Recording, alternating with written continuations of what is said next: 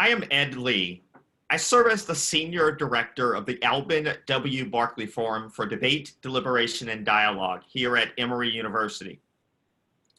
In 1837, Emory College in Oxford, Georgia, placed the competition of ideas at the center of the student experience with the creation of the Phi Beta Literary and Debate Society. And while debate formats have evolved and the makeup of the student body has changed in the 180 years of debate at Emory, the Barkley Forum continues to work to preserve Emory as a home for the deliberation and exchange of ideas. At the heart of our effort is a relentless commitment to fostering a campus culture that encourages research-driven argumentation, the expression of dissent, and the empathetic listening of countervailing perspectives. At the heart of the Barkley Forum is a culture of questioning and debate. And while the seeds of that culture were planted in 1837, they are continuously watered by the immensely talented debaters who eventually comprised the alums of the Barkley Forum. We affectionately and rightfully call them our foundation, because they are the building blocks of all of our current and future successes. We are thankful that several of the current and future BF alums are joining us today to do what we debaters do: analyze and interrogate arguments. I want to thank Jesse Arnidis, the Senior Director of Development and Alumni Engagement in Campus Life, and Emory's Advancement and Alumni Engagement for partnering with the BF to bring together this amazing collection of people to talk about last night's debate. Before I introduce you to them, I want to provide a few housekeeping rules before we engage. One, both the chat and the Q&A are disabled for this session. Two, please feel free to email any post-event questions to Advancement and Alumni Engagement in the email address that you will receive after the event. And third, this session is being recorded and will be made available to other participants later on. Today's participants: George Choundas, a former special agent for the FBI, also a former corporate litigator at 2 New York law firms, author of a fiction book, The Making Sense of Things, and a nonfiction book, The Pirate Primer. Eugenia Giampetruzzi. She's currently a second-year debater here at Emory University. In her first year, AU won every national debate tournament in the spring semester, including the Dartmouth Round Robin and the American Debate Association National Championship. Unfortunately, the NDT was canceled. Recently, she and her partner received an invitation to the prestigious Harvard Round Robin this semester. Jon Paul Lupo serves as the senior leadership role for several successful political campaigns across the country. He is the founder of a campaign consultancy that specializes in campaign management and political affairs. While at Emory, Jon Paul Lupo and Mike Horowitz won the 2000 National Debate Tournament Championship. Victoria Torres Palomo, a senior advisor in Orrick, Hamilton, and Sutcliffe LLP, a public policy group. She has spent more than 10 years in public service in Washington, D.C. as a senior policy and strategic communication advisor before moving into that role. Melissa Maxie Wade, the former executive director of forensics here at Emory University from 1972 to 2015. In her 43-year tenure, Melissa saw the growth of one of the most dynamic intercollegiate debate and debate education programs in the nation. Melissa is one of only 3 university debate coaches in the United States who served on the National Associated Press Presidential Debate Evaluation Panel for every presidential election from 1972 to 2012. Thank you all for hanging out and having a conversation. I'd like to start our conversation at a place that's before they started debating. there are a few things that are really different from last night's debate and the debate that previously took place last week. One of those was the central role that plexiglass seemed to play in the pre-round negotiations. The Harris team sort of insisted that people be further apart and that there were sheets of plexiglass between the debaters. I'm curious, was the insistence of the plexiglass a debate strategy? So it obviously serves two roles. I've negotiated some of these debate rules before. There's a very clear public health concern, right? I mean, we had at the Cleveland debate, you had people who attended the debate who worked there, got sick, possibly from the president, possibly from people in his entourage. His family didn't wear masks. So I think some of it was just the safety of the vice president, Senator Harris, and you want to make sure they're good. But no, there is no doubt that there is a political and communication strategy to demanding the plexiglass and having Senator Harris and the Harris-Biden ticket be the ones wanting public health measures and Vice President Pence being opposed to it for whatever reason. I think the Biden-Harris team can effectively and has effectively used that to show over and over and over the president and vice president not only have failed in COVID response, but don't care about protecting people from the virus. They would rather display this sort of masculinity, whether it be toxic or otherwise, than actually keep people safe. And the plexiglass is a metaphor for that. I'd agree. It's a constant visual reminder of kind of the world that we're all living in these days. I thought that another sort of example of that was also all the health experts confirming that the plexiglass in itself didn't really actually do too much in sort of preventive action for COVID. I think the day before, when the Pence administration was going back and forth on if they would agree to the plexiglass, some of their advisors I know even cited the fact that it doesn't do anything for COVID as a reason why they would not use it, just sort of again establishing that it was more of a symbolic gesture. I think on both sides, sort of what Jon Lupo was talking about. And I want to say that one of the unintended consequences was one of the best reflection faces I've seen from a woman's point of view about the way in which Harris responded to Pence's, oh no, we've cared about health from the very beginning, since day one. And the mansplaining and all of that we could talk about, but that face captured so much, and it was because of plexiglass. That's interesting. The other thing is the eye contact of the participants and to what extent the plexiglass discouraged or deterred or might have cued it. I thought it was at the start of the debate, there was this weird 30-second period where Pence just sort of stared over at Harris while she sort of meticulously wrote her notes. She refused to look up, and I just thought it was weird. It was almost as if he was willing the plexiglass away with this long leering look, and she would have none of it. So it did set up a bit of early on. Well, I think AU made a great point about just like the visual of the plexiglass being important. And I think we saw throughout the debate that Pence was at such a huge disadvantage. The whole structure of the debate was disadvantageous to him and the president. And that's not to say it was unfair, but you have plexiglass right there to remind us we're in a pandemic that they haven't done very much about.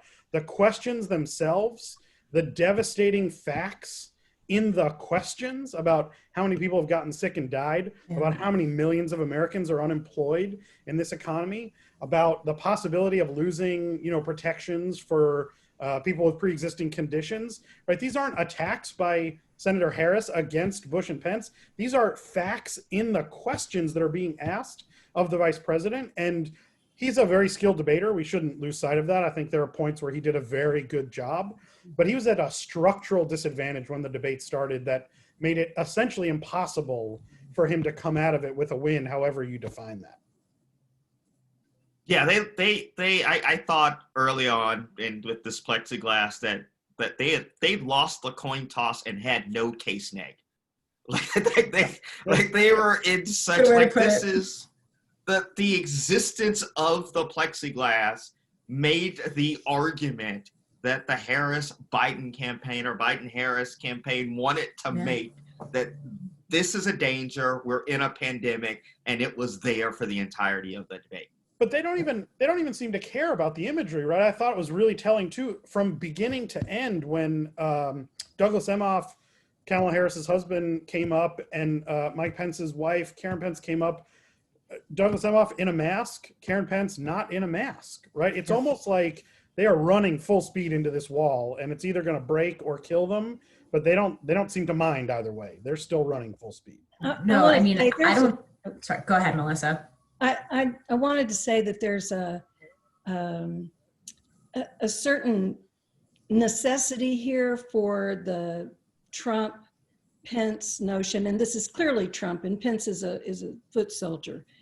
But the idea that it violates your liberties, that you're going to live your life the way you're going to live it, and when you double down on that, you double down on it. And so the idea that we see it as factual, we see this, it's theater. And I think that it was part of the theater to have, they're the people who are scared, we're the people who are living our lives and not letting it change the way we're going to live. If we die, we die, but by golly, we do it our way. And I think that it's such a sharp contrast. It's going on for a long time. If Pence had worn a mask, it would have undercut that. Strategy is really not the right word in a political sense, but that's essentially what they have decided is a strategy. It is, Mel. I think it's their affirmative strategy is to say, don't be afraid of the virus. We don't wear masks, live your life, keep moving. Whereas, the Biden team has been much more cautious and focused on public health.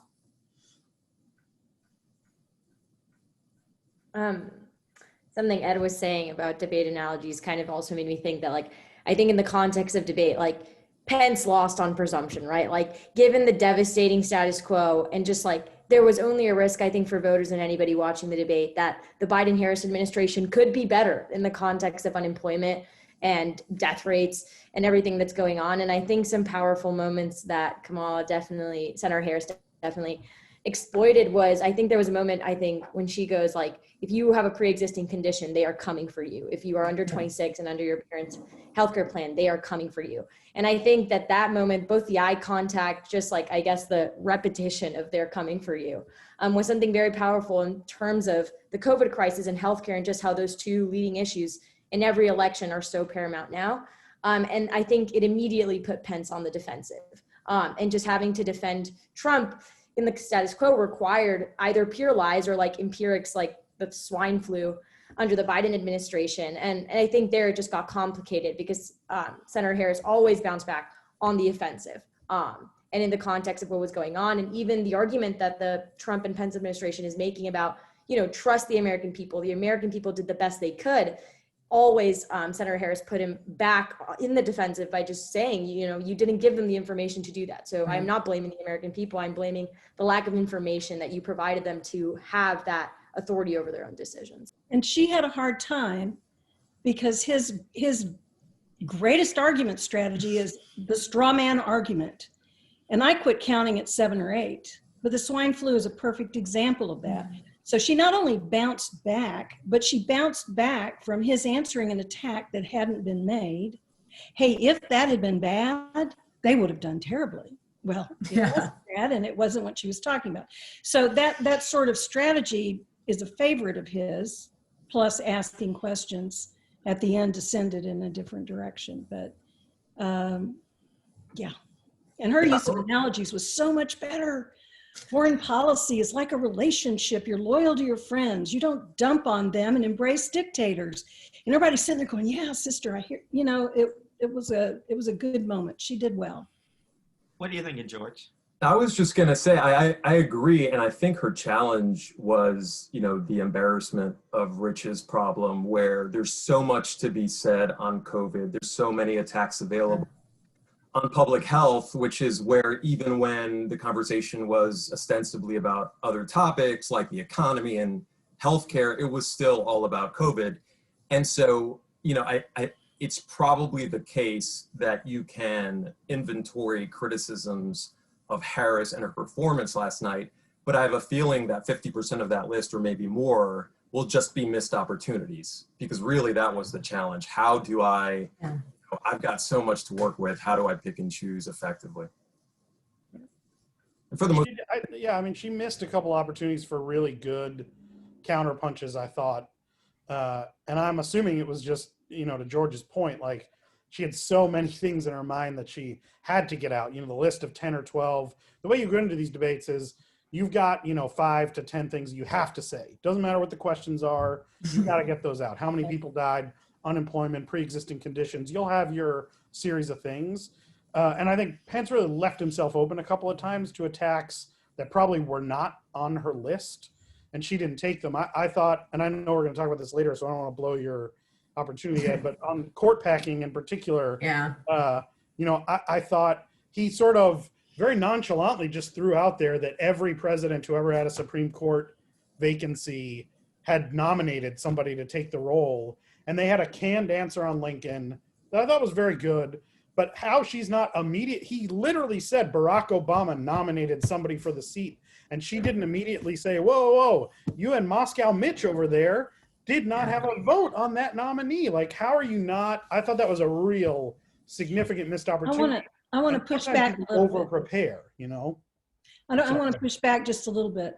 I think one of the difficulties that she had to plan for was not coming out overly aggressive, knowing that she was going to have that opportunity every 3 sentences.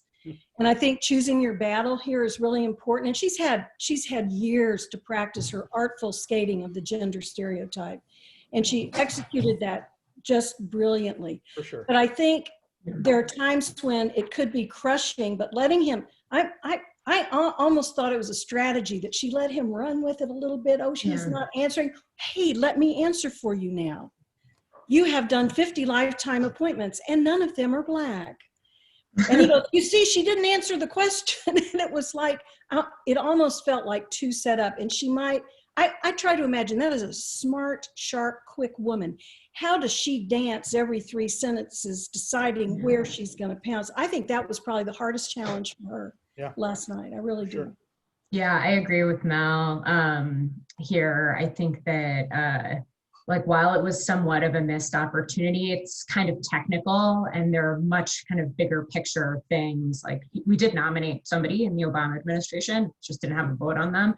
So instead of like nitpicking that, she went for kind of the bigger picture to get her point across. And, I think, it's tough. She was walking a tightrope to not be too aggressive, to seem convivial, but to be direct and strong and confident and poised. So I don't know. I think if I had been in her shoes, I probably would have let that one go too. Yeah, Vicki, one of the reasons I was interested in talking about that part of the debate of court packing is because it is very technical and it's sort of grounded in the question of sort of norms and procedures and history. But I thought that there were 2 people who were getting 2 things out of this conversation that they wanted. And I was curious that just that portion of it, who won that part of the debate? That what Mike Pence was interested in, separation of power. We are the people who are going to adhere to the norms and rules of government. These are the folks who are uninterested in dealing with that and abiding by the rules of law.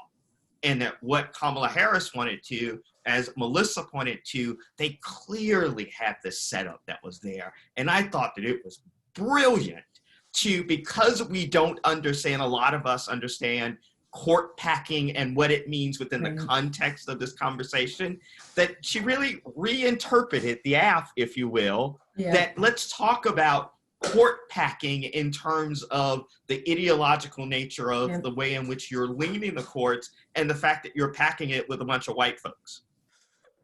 Yeah.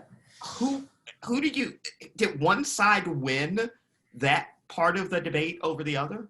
So I'm curious what everybody else thinks, but I actually feel like they were both talking to 2 completely different audiences, right? So she needs to preserve optionality. We are while court packing is unheard of kind of traditionally, we are in really unprecedented times. And if they push through a vote on Amy Coney Barrett, I think that Democrats really have a lot of soul searching to do. And there might be a world in which people who would be more open to court packing than they had been historically. So I don't think she can say yes or no. I also think that she, you don't want to take the message off of the moment, which is Amy Coney Barrett's nomination. So if you start talking about, well, yes, we'll do this, and everybody's going to skip the nomination and be like, oh, well, let's start talking about kind of this bigger picture issue. And then, what you said, I think goes spot on, is that she kind of redefined what packing meant to talk about it more broadly in the context of the Court of Appeals and how, the Trump administration has nominated 50 people to lifetime appointments. Not a single one is African-American. And then Pence, I think, was just very focused on process and kind of things that are traditionally kind of strong Republican issues, which is, like just dealing with protecting kind of the institution and the Supreme Court and her nomination, and getting Kamala on the record saying, not kind of answering the question, because I do think that the VP Biden caught like a ton of heat in the first debate by kind of dodging the question. And I think this was, to Lupo's point, one of the canned things that they were like trying to get in. She also did a good job teaching without condescension, and that is very hard. She really nailed the not condescension. She had all kinds of emotional complexity on her face. Her nonverbals may have been more powerful than her words. But at the end of the day, she came across as one of your relatives, not as Al Gore sighing and, HW checking his watch, none of that stuff. There was something genuine about her that I found very appealing and very different from her Senate performances as an interrogator. She delivered those points on court packing wonderfully. I agree. As a judgment call, I just think the one thing she might have done, because actually the truth is, from where I sat last night, if you transcribe these debates and just on a transcript level, I think arguably Pence won, and exclusively because of this court packing exchange. Interesting. Because of his decision at the end to say, let the record reflect she never answered the question. That was a really good exercise of discretion on his part to just cement that in. And Harris might have avoided that. There's a very thin line between pivoting and evading. She just had acknowledged the question at the top a little more clearly before then punching him in the crotch, as she did when she took court appointments. And she talked about Lincoln, which were great pivots, but make it a pivot and not an evasion by just acknowledging it, saying, I understand people are floating that. Some people have proposed it. Some people have raised concerns. Yes, but why not? It's not something I've thought about. Let me know if you're still planning on annexing Greenland. When you've got, when you let me know what your plan is on that, then we can talk some more about court pack. Just a little acknowledgement, I think, might have flipped it a little more in terms of talking about something more important rather than avoiding. I actually think the important question here is less about sort of the line by line back and forth and more about like judge adaptation, right? Like who is Pence talking to and who is Harris talking to? In this instance, I actually didn't think Pence was very technical at all. He is talking to conservative, pro-life voters. This is a very clear signal that whatever you think about Mike Pence and Donald Trump, if Democrats are elected, they are stealing your conservative court. And we will have free abortion forever, right? Like that is what he was trying to get out of the exchange. I do think he did a good job of saying she didn't answer the question. She could have pivoted better, but I think just the existence of the question was a win for Pence in the way that he structured it, because this is it, right? This is all that Donald Trump and Mike Pence have to keep these conservative voters in line, even some more moderate voters who may be socially conservative. They are trying to keep them in the tent with the Supreme Court. And ironically, RBG's death and the early appointment that gets them to 6-3 removes some of the threat from a Biden win, right? If we've got a 6-3 court and these folks are all relatively young, the conservatives, maybe some of these moderates can go out and vote for, Joe Biden and not worry about abortion or some other social issues in the court. So I think it was important for Pence to get out there that there is a threat to the court besides just appointments. And I think he won that question solely on that. She did a good job on Lincoln and on, I think she got in the end to the no black judge has been appointed, but I thought those were very weak compared to what Pence was able to do for his base. George, I think that you're right in thinking about not answering the question, but my mind immediately went to, this was not the moderator's question. This was a question that Mike Pence just decided, hey, by the way, I have some questions for you. Do you mind answering whether or not you're going to pack the courts? And did that while it was her time to speak. The CBS News counted that there were 10 interruptions by Mike Pence when she was trying to speak. And during those occasions, she said, Mr. President, I'm speaking. If you don't mind letting me finish, then we can have a conversation. You've interrupted me again. May I finish, please? How do you think those interruptions played out with the audience watching and her exchange and response to them? Because I also see those as very different.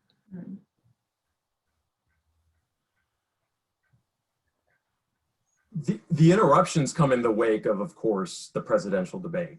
So we are, if we were not sensitized before, I know. attributing, interruptions immediately to windbaggery and worthless narrative, we were this time around. So, Pence probably aware of that. He's a savvy debater, nevertheless decided to take more than his due time. I'm very curious about what everyone else thinks about the I'm speaking strategy. I thought it worked wonderfully. I thought it was a high risk, high return strategy. Yeah. Sense that not only, it's not the I'm speaking, it was that pause after I'm speaking where she looked for several seconds at Pence. Almost, I found it a little unnerving. And by that I mean, I was unnerved for her because you risk in that silence losing control of the debate. And in fact, I think when they were talking about tax cuts, he jumped in at that pause and she lost a little control. But that was 100% deliberate. And we know that with 100% certainty, because just as a career prosecutor, Kamala Harris knows she trains to not let that pause exist at the ends of questions and at the ends of answers. Every great trial lawyer knows you need a backup question in your pocket so that when the witness gives you a good answer, you just move on to a next question, doesn't matter what it is. So we know it pained Harris grievously to let that lag. And I think she must have made a deliberate decision that that is superior to continuing to talk over him and appearing ungracious or off-putting and just, risking a reprise from last week. So a deliberate strategy, high risk, high return, and it worked out because at the end of the day, Pence came to heel. And I think this is interesting, George, and I like where you're going with this, and I like the legal spin that you're making. She did such a good job with I'm talking, I'm speaking, smiling while killing him. We coach this, but she let him wander a bit, and I was disturbed by it. There was a point where he kept talking, and she's giving him a look, but this is separate from your place, and she lets him talk 10 seconds. It's a long time, and so she said, I want it my turn now. And then she didn't capitalize on it. She said, I want 15 seconds. And so when she didn't stop him immediately, I thought, okay, here are the options. Either she's thinking, if I stop him, I'm going to look too aggressive. Yeah. He's wandering around in the field. So maybe I should just let him wander a little bit because he's not saying anything that's particularly unnerving to me, or I can't jump in with a point I want to make. And then I'll take it back at the end, exposing that he's been wandering around in the field. And when she took it back, I wanted her to do anything, 4 facts, 3 points, just something to punctuate that the time wasted. And she demanded the 15 seconds and whatever, but that was a little blip in there that made me wonder, as a debate person, what was she thinking? Because everybody's been in moments like that. You've planned some things, things happen. How do you exploit that? But to have that extra layer of, I can't look like I'm hitting him over the head. I'll just wait for the fly to do that. Sorry, I couldn't help myself. You love it. Keep going. AU, what do you think? I was going to say that I also think, and I actually, while I was watching the debate, I didn't think about this too much until I started reading and like watching sort of the commentary after on multiple news sources and going through Twitter. Like, just there is a criticism to be made of Susan Page and of the moderating in the context of failing to stop the interruptions on Pence's side as aggressively as the interruptions were stopped on Senator Harris's side. And I had not noticed this until I read it through, and it sort of clicked for me that anytime Pence interrupted, it was, thank you, Mr. Vice President. Thank you, Mr. Vice President. When Senator Harris interrupted Pence, it was more so just like immediately, your time is done. Your time is done. We are moving on. And I think that puts Senator Harris in a very uncomfortable position, because for Vice President Biden, for Vice President Pence, it looks a little bit more casual, I guess, to continue the interruption. It's like, I'm getting my point in. It's important for my campaign. For Senator Harris, it looks very strong-handed to interrupt Susan Page as she is explicitly saying, your time is up. But I will say that, similar to Melissa, I did think that this, I guess, rehearsed situation where it's like, I'm speaking, Vice President, really worked also on court packing. I think that, obviously, I think Senator Harris sort of fumbles the question a little bit at the beginning. I agreed with George on that, but I think the second part of that, she has a great moment where she's like, well, I was about to answer your question, actually. Let's talk about court packing. I was about to answer your question. And then Pence looks kind of silly, having just interrupted her as she was about to do it. But I will say, in the context of the I'm speaking Vice President, I definitively thought that it was effective. And I understand, of course, the like gender, racial dynamics that were going on, but I tried to look over to some sort of more right-wing news cycles, Twitter circles, just to see what's going on there. And it seemed like very unanimously just, it got old, right? Like it was too many times, it was aggressive, it was strong-handed, it confirmed every belief we had. And while I definitely think it's rooted in both a gendered and racial aspect in this debate, I do want to see how it plays out in terms of opinion polls on the debate and what people on the right believe in the context of what Kamala Harris's perception, I guess, was putting those interruptions to a halt. Yeah, I agree with AU. I wonder, like, the Trump campaign is not doing very well with suburban women at the moment. And you can tell that there was a little bit of an affirmative strategy on Pence's part to reach out, like doting, like heaping praise on Kamala for her nomination. When asked about Amy Coney Barrett, he spent like a minute talking about what a wonderful woman she was. So you could see that there were different points in the debate where he was, I think, trying to reach out to like suburban women. And I'm curious how the opinion polls will play out and whether the interruptions will diminish any appeal he would have otherwise created. The reality is, I don't know, because to George's point, when you compare it with last week, like this was vanilla. It just didn't seem that bad because last time Biden couldn't even get a word in. And it's a VP debate, so, they don't generally move the needle that much. But it just struck me as like, I don't think it was like a smart thing for him to do. And I do think that she really handled it with extraordinary grace. I'm 37, I've spent my career mostly in boardrooms with like white men where I'm constantly talked over, and I can't say I smile at them when I say I'm speaking. So I was just like, wow, like I need a little bit of that. I was very impressed. I want to say he was Trump light. Yeah. It was like, he also knows the president is watching this, and for whatever reason, they all perform for him as much as anybody else. But she,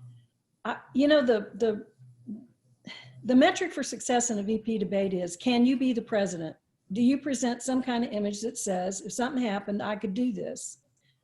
And I think she knocked that out of the park. And compared to three older men who are older than me, I mean, we're talking, she really came across as competent, fresh, the future. She had complete sentences. She had, I get that there are arguments here that are just factual, the current situation we're living in, but she just came across as somebody that I wanted to sit down and have a conversation with about policy. And that's me and my weirdness, but genuine. She came across as genuine, competent, dignified. Nobody would be, well, of course, there'd be people unhappy if she were president, but that metric for success was overwhelmingly met. I agree with you, Melissa, that he was Trump light, but I was surprised by that. I think that Mike Pence I thought he understood. I think he does understand his role. That in many ways it is to be the foil to Donald Trump from a communication perspective, and that I do think that they share from a policy perspective. They are aligned, but he is the Midwestern folksy conviviality that I am the one who is going to bring reasonableness to the proceedings, and that he failed at doing that. And I was really shocked that people will, if you go back and look at his debate with Tim Kaine 4 years ago, I thought that was masterful at doing that. And I think that last night he was just off his game. And I have some theories about why that was the case, but I don't think that he was playing the role that he was supposed to play and needed to play. So maybe he's been around Trump for 3.5 years and it's just like an insidious disease. I honestly think it changes people. I actually think if you look at the goals of his performances in those two debates, what he did tracks exactly with what the campaign or he wanted to accomplish at that time. In 2016, nobody thought Trump was going to win. They had no chance. Mike Pence is on this, lead balloon of an operation, and all he's worried about in that context is making sure he has a personal political future. There was talk of him leaving the ticket, of whether he would criticize Trump for, the Access Hollywood tapes, which happened to come out right around this time frame 4 years ago. And so that was self-preservation, I think, in 2016. And this time, right, I think Melissa hit the nail on the head, is like, what goal do you have to accomplish as an individual debater in the debate, right? Because there's not a judge, there's not speaker points, there's not a flow to make a decision. And I tweeted this, everybody can follow me at JP Lupo on Twitter. I'm not that funny, but I try. But I thought that Pence had to change the conversation. Every moment that the Trump-Pence ticket gets between now and Election Day, they have to change the trajectory of the race. They're losing. They're getting crushed. Poll after poll after poll nationally and in swing states shows them losing.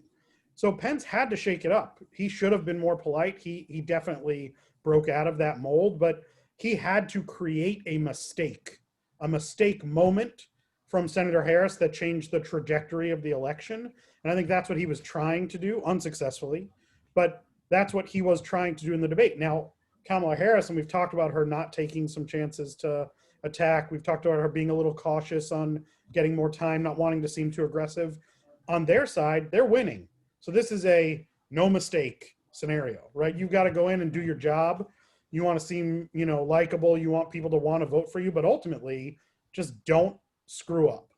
And I would have said a different word on the chat. To piggyback on what you just said, Jon Paul, is that I think there were like a few points in the debate where, like to your point about like creating moments, where Pence was asked these like broader questions, like, do you believe in climate change?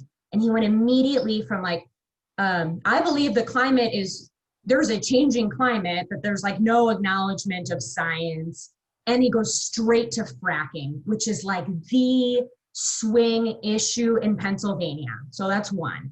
And then when he was asked about the ACA and pre-existing conditions, he didn't even talk about it. He talked about abortion because that's a key issue for the base. And then like to Ed's point earlier, like he's the one who introduced the court packing question because that's a key issue for their base. So I actually think, Lupo, that you like hit the strategy of what he was trying to do like right on the head, right? Like he's like trying to change the conversation, create moments where he gets to talk about the things that matter to the kind of their core constituency. I also agree definitely that was evident in Pence's strategy. And I do wonder how effective it will be, both given the president's like general personality, the COVID situation going on right now, and if this next presidential debate occurs or not.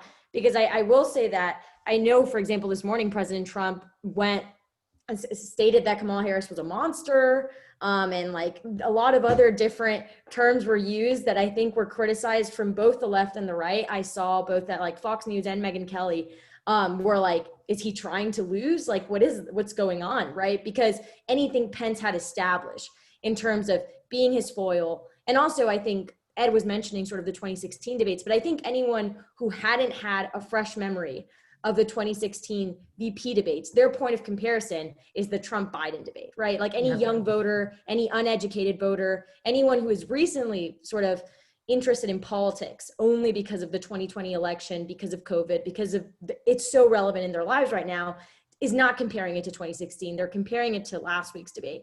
And I think that I'm interested to see how Trump sort of messes up their own strategy and what he is so carelessly going to say that is going to ruin sort of any sort of calm, or I think Fox News also described Pence as a gentleman, and whatever that signal was, I'm interested to see how Trump could ruin it just by publicly going on the record and saying a bunch of heinous things about Kamala specifically or anyone else.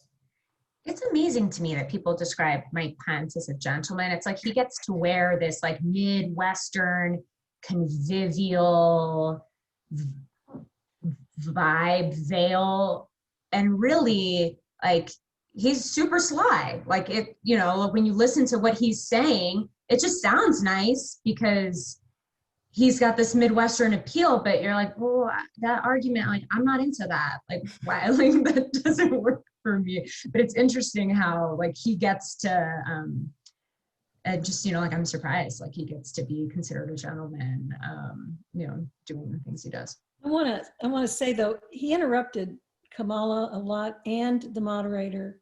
Yeah. And I do think that we're in a different place than we were in 2016. And I think a lot of women have really done. And the Me Too movement is a reflection of that, but I think it is more than that. And a lot of the polls around white women, college educated and non-college educated, the shift in all of that, I think is a reflection of a cultural shift that in part is brought into sharp relief by Trump's extreme desire to have the world that as he imagines it, that has long since passed. We're going to undo civil rights. We're going to pillage and all of that. I really do feel like you can reach out to women with a little bauble here, but it's going to really require a brand new car this time. Well, isn't it pretty clear Mike Pence wouldn't have any idea how to reach out to women because Mother doesn't let him in the room with them at the same time, right? Like, I mean, what point of reference would he even have to have these conversations in this new political moment? There's just no way that he could understand what's happening. Also, I got one new follower on Twitter. I don't know if it's somebody from this or not. I follow you, Lupo. Nice. AU and I had a similar sort of debate analysis prep where I did a little reading as well on some of the conservative Twitter blogs and Facebook accounts.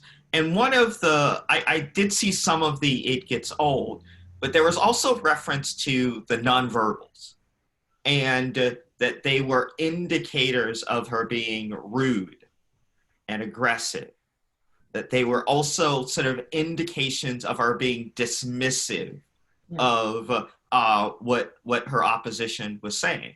Now, I will concede that what I saw were primarily from men who were writing those things, but they were there. And I'm curious, like, we are people who deal with communication. I have not had to deal with this from the perspective of being a woman who is negotiating places of power and debating men, trying to make arguments, trying to be in a staff meeting. I have been in a place of trying to sort of cultivate space for women to do that. Are there strategies that are available to successfully negotiate that? Where do you think that Senator Harris successfully negotiated those particular issues? And what advice would we give from a communications perspective to people to women around how to deal with those sorts of things? It's like Vicki said, when we're in our staff meetings and the wall of white men over here rolling their eyes when we open our mouths, you have to pick your battles, especially if you're better at argument than they are. And that's a problem. And I gotta say, I thought she did it great last night. I felt like she came across as genuine. She's got warmth. She's got a good smile going for her. She's, there's something about her that is like a family relative, and a sharp family relative. But I found her better than most women politicians who work so hard to navigate that line and don't always do it successfully. Hillary Clinton, I followed her my whole life, and I watched her tone change as she tried to respond to these things. And she had trouble projecting the warmth on television and in debates that she clearly presented in non-performance settings. I don't know if it's a form of performance anxiety. It was what she evolved to be. But Harris comes across as a much different person. Larry Woods, who was one of my debate coaches at Emory, says, and big political activist for decades, says, the response to a debate is an emotional response. Do I want to have a beer with George Bush? Okay, I like him. He's not as bad as I thought. Or Al Gore is just a condescending, I don't even want to be around him. Geraldine Ferraro cut up George H.W. Bush brilliantly. And she was very stern about what she did because he was clueless. He was so dismissive of her. He was mansplaining foreign policy to her, and she'd been a congresswoman for 6 years. And I evaluated that debate. And at the end of the day, she listened, let him do it, and then she took him apart brilliantly. But it was like a prosecutor. Harris did this like a prosecutor with a smile, the killing with kindness stuff.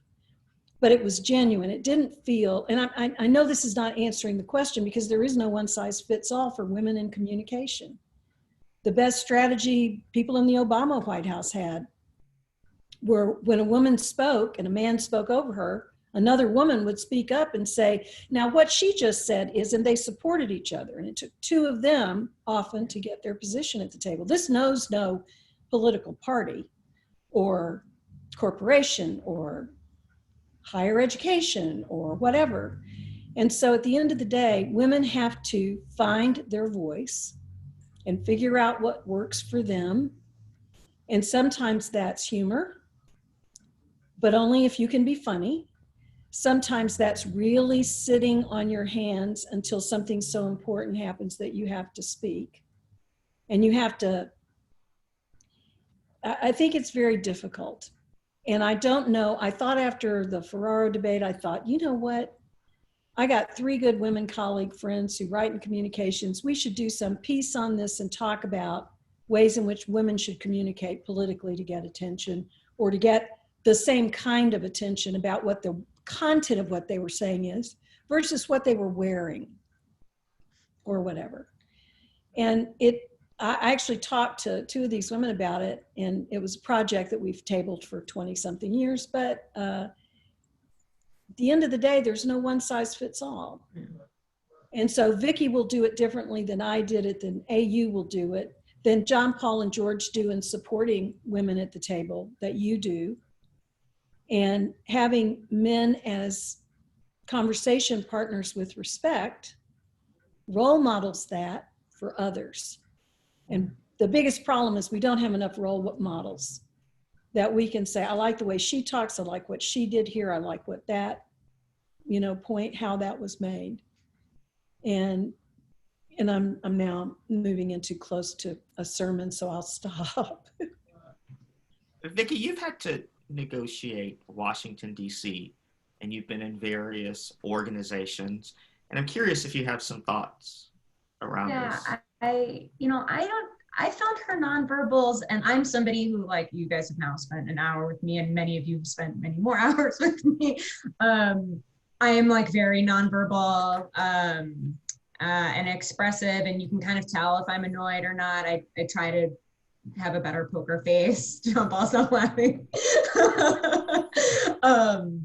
But I do think that like she was very genuine, and I found her kind of nonverbal expressions to complement the substance, not just to be, you know, like sometimes you can like be annoyed in a meeting or whatever happens, and you kind of like do something that maybe is distracting. Like I felt like, you know, when she looked over, when she kind of made a face at something he was saying, it felt more substantive to me. And maybe it's because it was so genuine to her.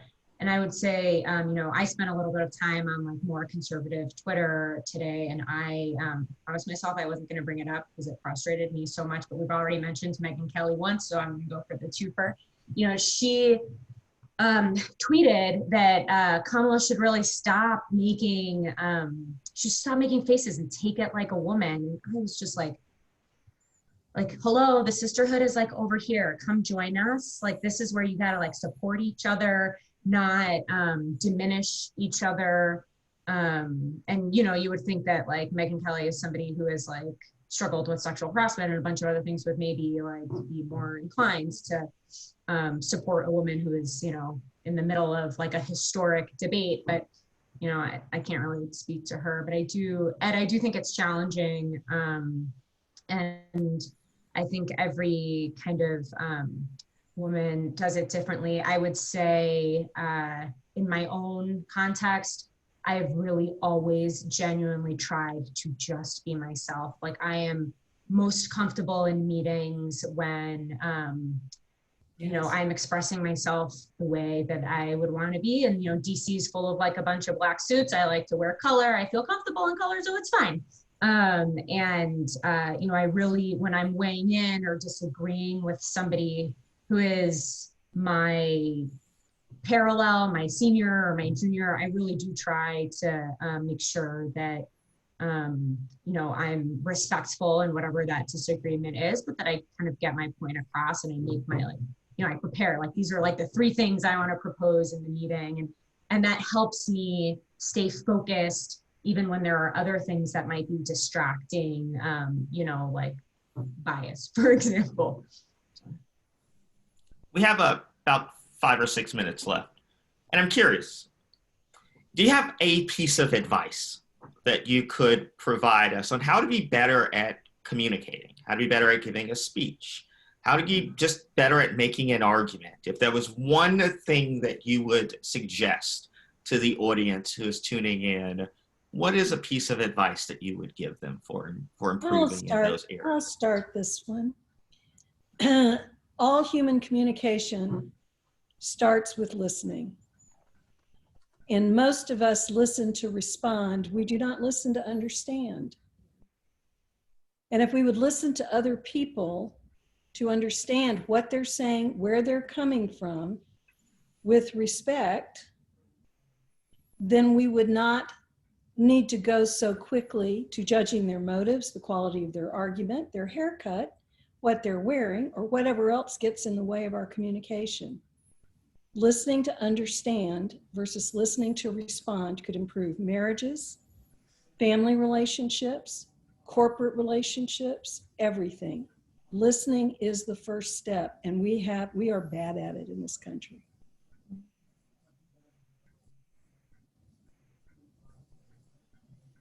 I would say similarly along those lines, that I think that understanding your audience and what they care about always has to come from sort of a place of empathy. I think especially during such unprecedented times. And I guess tying it back to debate, and I know I've mentioned this before because it was just so significant for me, sort of a moment like Senator Harris where it's just, they're coming for you. And just like tying the realness of the status quo and what is going on to an issue that is life-changing for most people. And I think that both in debates and conversation, in casual discussion, it's just a lot of the time people's intentions are not as evil as we make them out to be, but rather they're really just tied to them trying to survive, trying to make it out in the world. And I think moments like that of just tying whatever's going on, the COVID crisis, police brutality, what is the most the most important thing that someone could care about to how you are speaking to them with care is usually much more effective than making something that is so important in someone's life adversarial, I'd say. Submit that anyone seeing the debate last night with the sound off would see one person who wanted to be there and was having a good time, and another person who really did not want to be there and was having a horrible time. And I wonder how much of good communication is just this substrate optimism, where, you know, as you speak and as you communicate with the other, you have in mind the mantra, there are good things in store. You know, that I am being understood, and however this turns out, we're all good. I think that's what fueled a lot of Harris's presentation. I think that's what empowered her to literally stand up out of her seat when she was talking about the ACA being in front of the Supreme Court. She was into it. She approached the debate with a healthy optimism, and I think that's a great proposition for anybody. And I would just say, I think all those things are important. When you enter into any conversation, particularly a structured one, whether it's about a job or, you know, or raise, or you're trying to get somebody's phone number, whatever it is, you have to identify your goal before that conversation starts. So know what you want to come out of the conversation with. If you're trying to make a friend, if you're trying to make an impression, you have to identify that first and then back into how you approach the conversation from that end goal. Like anything else in life, whether you are making a budget, you know, to save up money for something, you always identify your goal first and then do your process to back into how you want to do that. And I think a lot of people don't do that. They try to, you know, write their conversation into the end goal when you've really got to start from the end goal and then move backwards. I loved last night during the question about kind of the economy, how Senator Harris drew distinctions, like very clear distinctions on both values and policy between the Biden campaign and the Trump campaign and administration. And I just thought that that was such a powerful technique, right? To say, here's what we do, here's what they do in contrast. Here's what we do, here's what they do in contrast. And, you know, as somebody who follows economic policy really closely, I was like, yes, like it was like one of my favorite moments in the campaign, AU. And I think it's kind of like what you were saying when it's very personal, like here's where they're coming after you. It's just, it felt like such a relatable moment. So, you know, this isn't like necessarily big picture advice on like how to give a speech, but I do think when you're thinking about debating an argument or setting out what your position is, like really identifying what the clear contrasts are really compelling. We call the Barkley Forum the BF. And for me, the BF, part of it means be family. And I want to thank Jesse and Emory's advancement and alumni engagement for this family reunion that I get to have. That these are people who connect me to 180 years of history at Emory and debate at Emory. And I am missing that history. One of the things that Emory has provided for us is that in the bottom of the Alumni Memorial University Center is a sea of pictures. And that sea of pictures is called the wall. And that those are debaters that go back and back and back. And I consider myself to be the keeper of that wall. And I take that job seriously. That one of my primary duties is to honor the traditions of debate and the values of the Barkley Forum. And being family is one of the values of the Barkley Forum. Creating environments where we can engage in dissent and argument and debate is a fundamental value of the Barkley Forum. So thank you, family, for hanging out with me. And I am deeply appreciative of all that you do to support debate at Emory University.